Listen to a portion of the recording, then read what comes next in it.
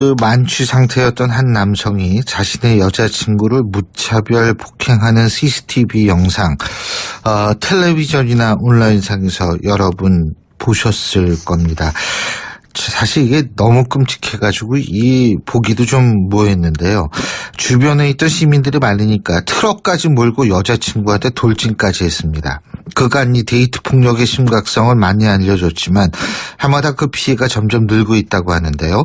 과연 데이트 폭력 실태는 어떤지, 대책 마련은 어떻게 해야 할지 한국 여성의 전화 송란희 사무처장과 함께 자세한 얘기 나눠보겠습니다. 송 처장님 안녕하세요. 네, 안녕하세요. 송란입니다. 어제 그 영상 보셨죠? 네, 봤습니다. 이건 데이트 폭력이라고 얘기하기도 이건 엄청나더라고요. 어떤 생각 드셨어요? 글쎄요, 말로 딱 표현하기는 좀 어려운데요. 네. 일단 무엇보다는 이제 피해자분이 건강 잘 회복하시기를 바라는 마음이 일단은 크고요. 주변에서 제지하시고 가해자를 놓치지 않게 같이 노력해 주신 시민분들께 감사한 마음도 들고 그랬습니다. 정말 오토바이로 그 트럭을 쫓아가는 시민들의 용기를 보고서 저도 정말 참 우리나라가 참 이런 분들이 있기 때문에 희망이 있구나 이런 생각까지 들게 됐습니다. 네네. 네.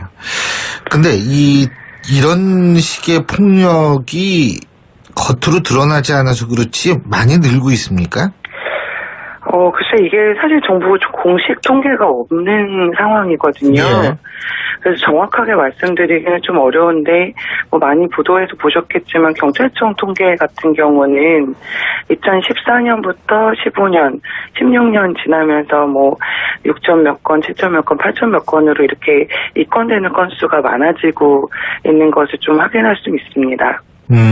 그렇군요. 근데 이런 게 늘어나는 이유가 뭐라고 보세요?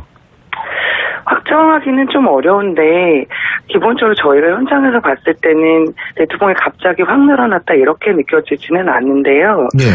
원래 좀 많았다 이렇게 사실은 그렇게 보는 게 맞는 것 같고 근데 다만 데이트 폭력에 대해서 사회적으로 인식이 좀 많이 높아지고 있기 때문에 경찰 건수로 봤을 때는 그래서 신고 건수가 좀 기존보다 많이 늘어나고 있는 게 아닌가 이렇게 지금 생각하고 있습니다. 근데 앞으로 신고 건수 아마 더 많아질 것 같아요. 그러니까 지금 처장님 말씀은 원래 많았는데 예? 이게 신고가 안 돼가지고 드러나지 않았었는데 요새 이제 신고하는 추세가 늘어나가지고 실제로 늘어난 것처럼 보인다 이런 말씀이시네요. 아마 그렇게 보는 게 맞을 겁니다. 예. 지금 데이트 폭력 같은 경우에 처벌 수준이 어느 정도 됩니까? 일단은 일반 폭행죄와 같은 기준을 가지고 있는 범죄인데요. 근데 사실은 저희가 상담했을 때는 그렇게 처벌받고 있다고 보기 좀 어려울 것 같아요. 왜냐면 신고할 때부터 어려움 겪고 있다 이렇게 말씀하시는 분들이 많거든요. 네. 그러니까 신고를 하러 가서 가해자랑 무슨 사이냐? 그러면 애인 사이다. 그러면 그런 건 처벌 안 된다. 잘해도 벌금 얼마 나오고 만다. 이런 얘기를 듣는다는 거거든요. 그러니까 포기를 종용하는 경우가 있다 이런 말씀이십니까? 의도적으로 그러신지 모르겠는데 결과적으로는 이제 포기를 하게 되는 그런 상황이고요. 그리고 데이트에 관계에서 성폭력이 있는 그리고 성폭력이랑 핸드폰 같은 걸 부숴가지고 재물손괴가 같이 있다. 이런 경우에는 성폭력은 무혐의 처리되고 재물손괴만 인정해서 벌금 나오기도 하고 그렇거든요. 근데요, 이 스토킹 같은 경우에는 데이트 폭력에 해당이 안 되죠? 데이트 폭력의 한 종류죠. 근데 데이트 한 종류예요, 그것도? 그렇죠. 데이트 폭력인데 뭐다 이렇게 정의하고 있는 게 없기 때문에 일단은 봤을 때는 스토킹도 데이트 폭력의 대표적인 종류예요. 왜냐면 계속적으로 연락하고 만나자고 하고 이러는 것들이 최근에 보도된 거 보면 스토킹하다가 살해한 경우들도 글쎄요. 저는 연인 관계였던 것들이 많잖아요. 예. 근데요, 이렇게 가해자들이 이 애인 아닙니까, 그죠? 이렇게 막 때리고 지금 말씀하신 대로 살인까지 저지르고 이런 심리 상태가 뭘까요, 이게? 제가 드릴 수 있는 말씀은 사실 그렇게 할 수 있기 때문에 그렇다, 뭐 이렇게 말씀드릴 수 있을 것 같은데요. 우리 사회가 사적인 관계, 특히 뭐 배우자나 연인 간 폭력에 대해서는 굉장히 관대하잖아요. 거의 처벌하지 않고, 처벌한다고 해도 미미한 수준이고, 그렇기 때문에 사실상 사회가 폭력을 허용한다, 아니면 최소한 방관한다, 뭐 이렇게 볼 수가 있겠고요. 그런 것과 더불어서 가해자들이 상대를 인격권을 가진 사람으로 생각하기보다는 통제나 지배 대상으로 여기는 경우가 많아요. 네, 어제 같은 경우에도 그 가해자의 이유 같은 거 들어보면 명확한데, 야, 너 뭐 이렇게 무시하는 말을 해서 자기가 폭행을 했다, 뭐 그렇게 얘기를 하잖아요. 다른 경우도 다 비슷하고, 그리고 자기 맘대로 안 된다고 그러는 거죠. 뭐 너가 어떻게 나한테 헤어지자고 해서 하냐, 너가 어떻게 나를 안 만나겠다고 하냐, 뭐 이러는 건데, 애인이 아니라 다른 사람이 그랬다면 이런 식으로 폭행하지는 않겠죠.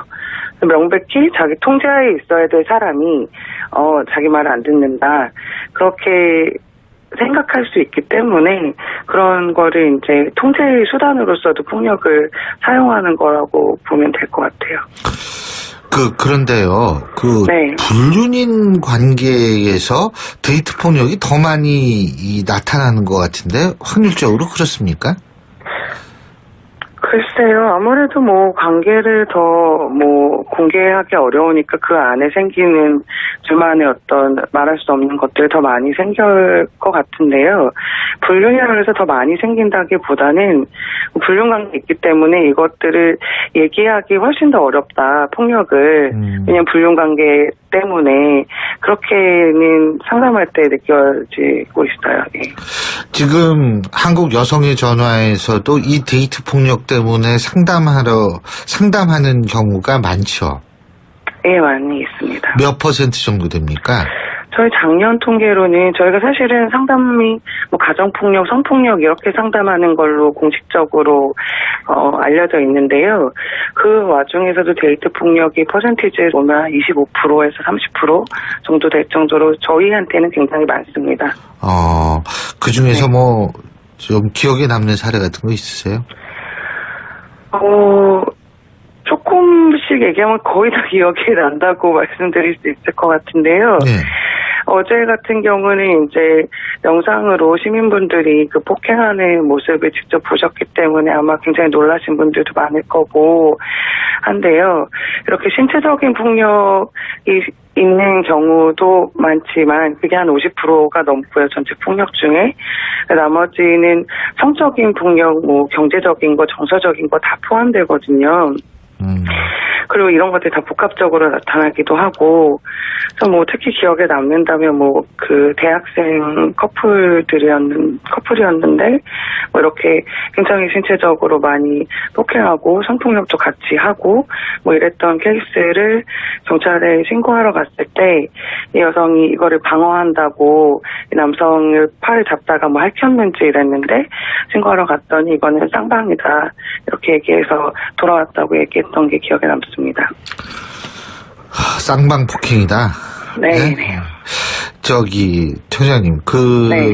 여성분들이 말이에요. 예? 네네. 이 데이트 폭력을 일삼는 그 남성들을 구분할 수 있는, 그러니까 사전에 이럴 가능성이 있구나라고 느낄 수 있는 그런 방법이 있습니까? 그런 뭐 징후라든지 이런 것들이요. 예? 뭐 그런 징후에 대해서 뭐 집착이 강하다, 뭐 열등감이 있다, 뭐 이런 사람들은 가해할 가능성이 있으니까 뭐 조심해라, 뭐 이렇게 얘기하시는 경우들이 있는데요. 그 실제로는 데이트 폭력은 계속 사소하게 여기고 처벌하지 않고 뭐 이런 사회에서는 누구에게나 데이트 폭력이 일어날 수 있고, 그렇다면 다시 누구나 할 수 있다는 뜻이거든요. 그래서 저는 뭐 이런 징후를 조심해라라고 하는 게 사실은 피해자한테 조심하라고 하는 거랑 같다고 생각하고요. 피해자한테 뭐 이렇게 좀 피해라 뭐 이렇게 하기보다는 데이트 폭력 우리 사회가 심각하게 다루고 신고될 건을 좀 제대로 수사하고 처벌하는 게 정말 근본적으로 데이트 폭력을 예방하는 방법이라고 생각합니다. 심각하게 다룬다라고 말씀하셨는데 우리나라 처벌 수위가 어느 정도 됩니까?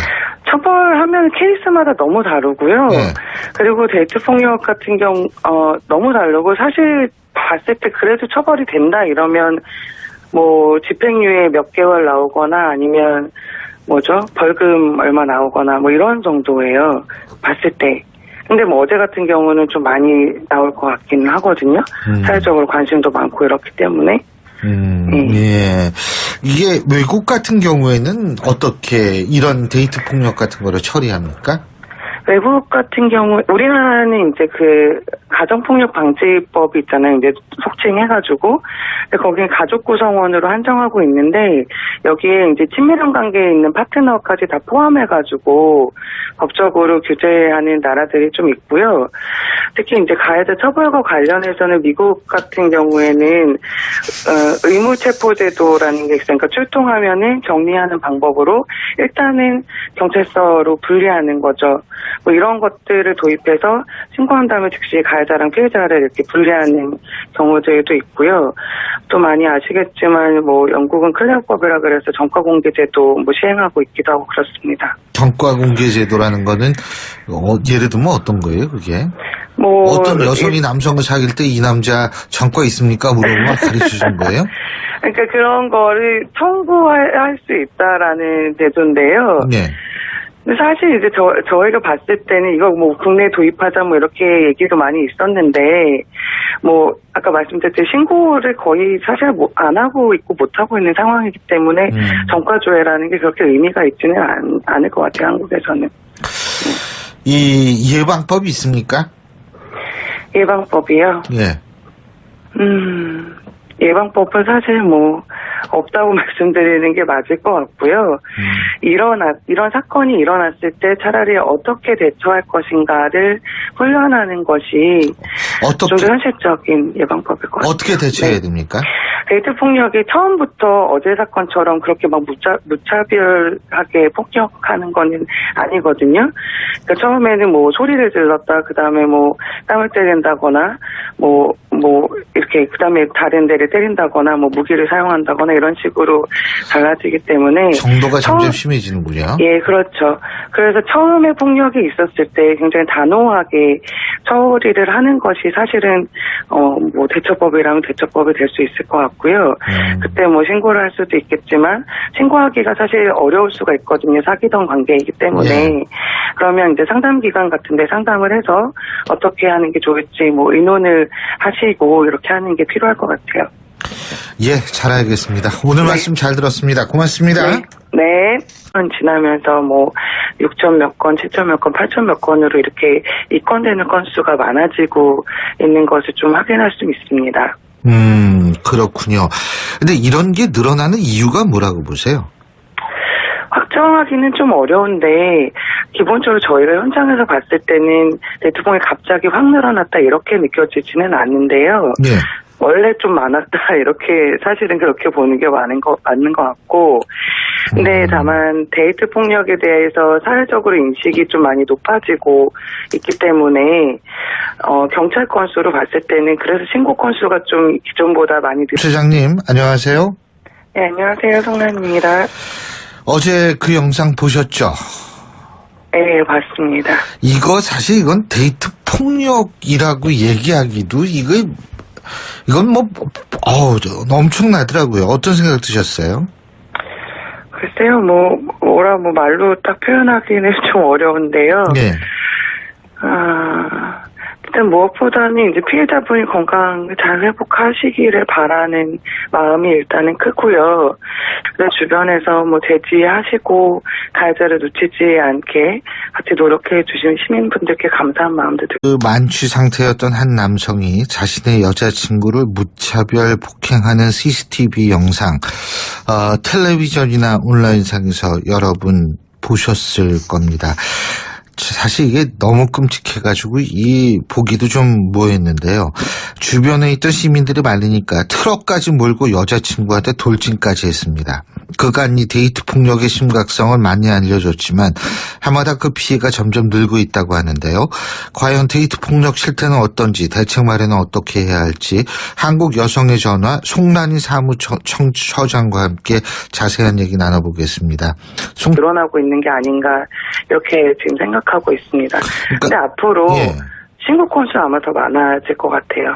그러니까 지금 처장님 말씀은 원래 많았는데 예? 네, 이게 신고가 안 돼가지고 드러나지 네, 네. 않았었는데 네, 요새 네. 이제 신고하는 추세가 늘어나가지고 네, 네, 실제로 네. 늘어난 것처럼 보인다 이런 말씀이시네요. 아마 그렇게 보는 게 맞을 겁니다.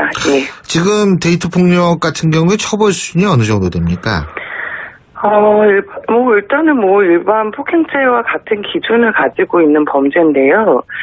근데 사실은 저희가 상담했을 때는 그렇게 처벌받고 있다고 보기 좀 어려울 것 같습니다.